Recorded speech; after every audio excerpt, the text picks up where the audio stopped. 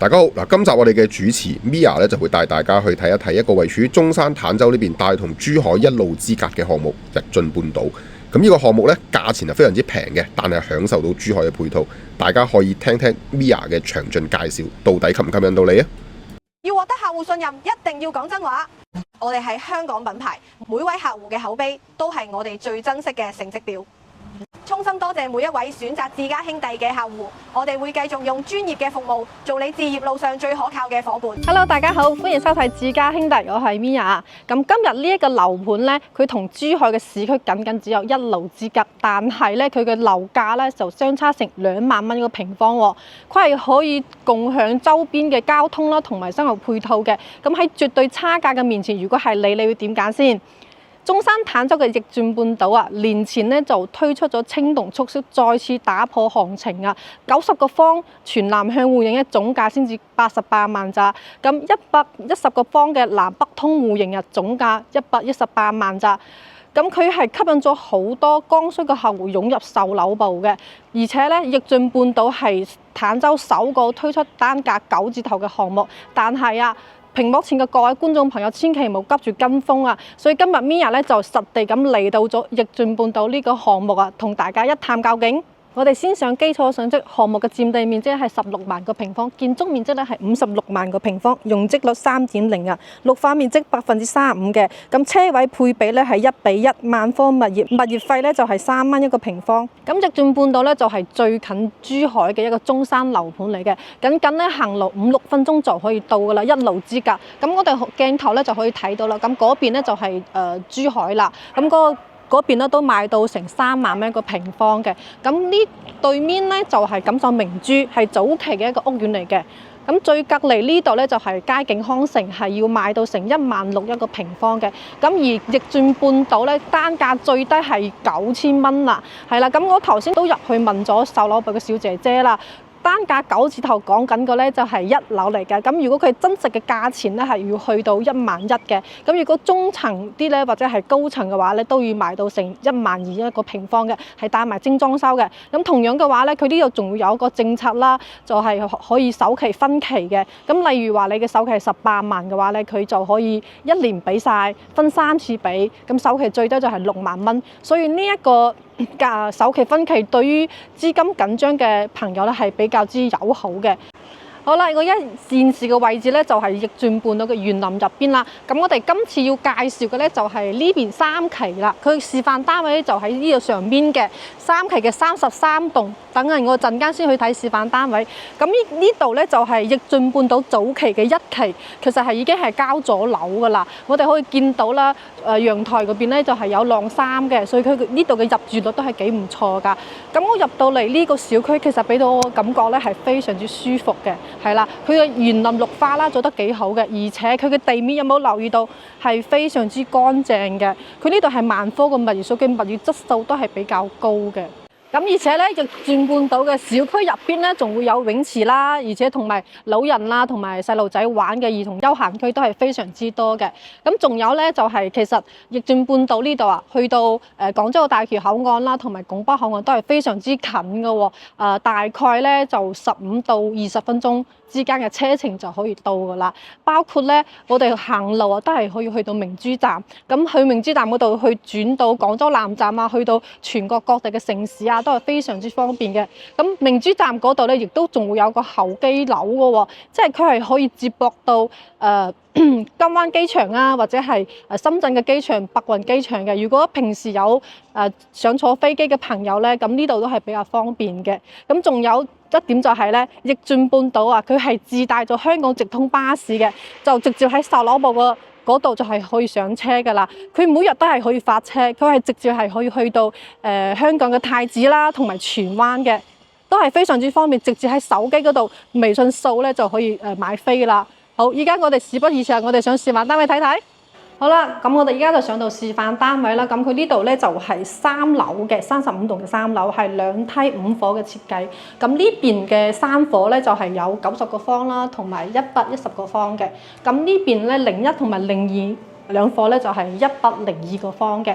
咁我哋今日咧就先介紹下呢個102個方嘅示範單位。點解要介紹呢個咧？因為我個人係比較推介呢個單位嘅，因為佢嘅即係贈送嘅空間係比較多，而且係比較經典嘅一個戶型嚟嘅。佢贈送嘅面積都係好多嘅，入嚟睇下先。嗱，呢個入戶花園入到嚟有個入戶花園係唔計面積嘅，咁呢個區域全部都係贈送到俾我哋嘅。咁我哋呢度可以做一個到頂嘅大鞋櫃啦，佢嘅容納空間咧亦都係非常之 OK 嘅喎。做咗個大鞋櫃，幾多鞋都可以擺得落啦。咁平時我哋就可以坐喺呢度，跟住換鞋就可以出街啦。咁佢呢個動線咧都係比較流暢嘅。再入到嚟嘅話咧，就係廚房位置。咁廚房位置咧就係一字形嘅，係啦。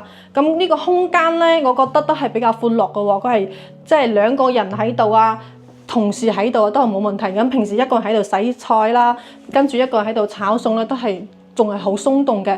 跟住樣板間呢度咧，佢係做咗一個半開放式嘅灶台。咁平時炒完餸之後，將啲餸擺喺呢度，屋企人就可以攞菜啦，都係比較方便。咁呢個設計我覺得都係比較正嘅。咁仲有咧。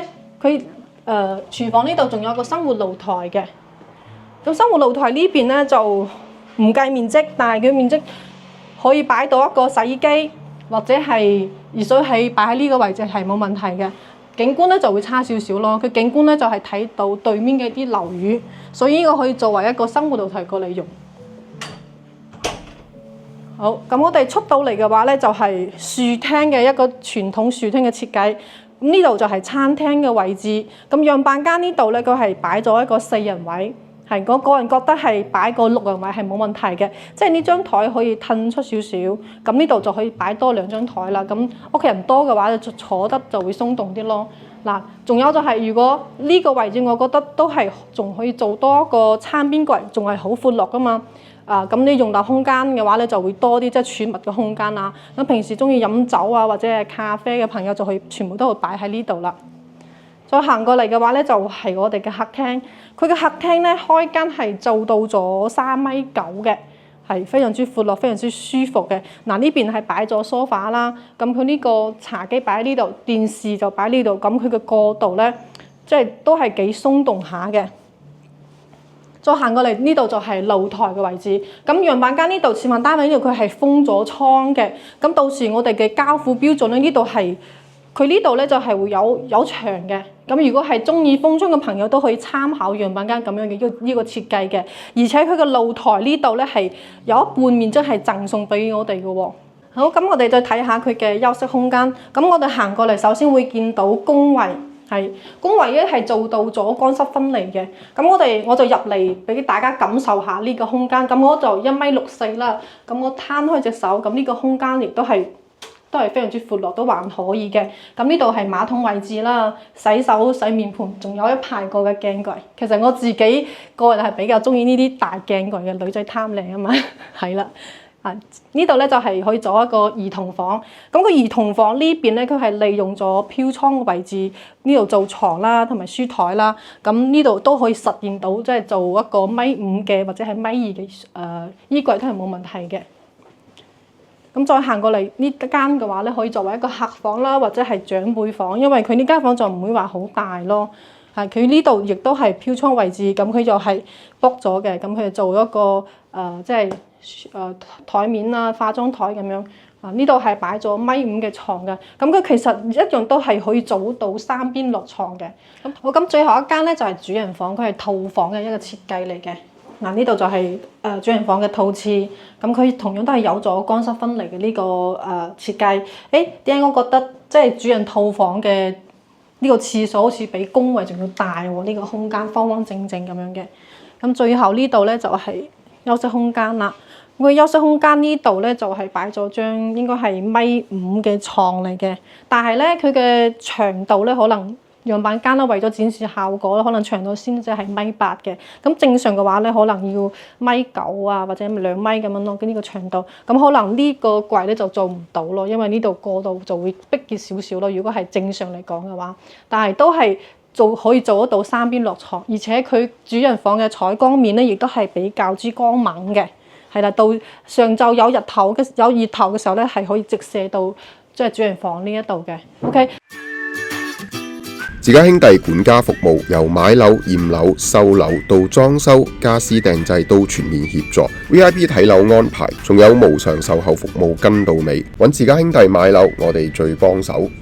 好啦，今日嘅樓咧，我哋就睇完啦。咁我哋就同大家總結下啦。首先，逆晉半島嘅區位條件係非常之優越嘅，係名副其實嘅同珠海一路之隔，真實享受到跨城嘅便利度。咁而且咧，亦都係可以享受到珠海成熟嘅商業配套。咁其次嘅話咧，項目嘅性價比係非常之突出嘅，戶型嘅設計咧，亦都係比較之通透，多數咧都係南向啦，或者係南北通透嘅一個戶型嘅，舒適度係比較之 OK 嘅，關鍵佢依家目前選擇性係比較多嘅，係可以滿足到市場嘅差異化啦，而且咧佢係仲提供咗精裝同埋毛坯嘅交付啦，係可以覆蓋到唔同群體嘅需求。最後咧，你都係想睇中山或者係珠海大灣區置業嘅打算咧，不妨講出你嘅需求，聯繫我哋自家兄弟，我哋可以同你做一個好詳細嘅分析。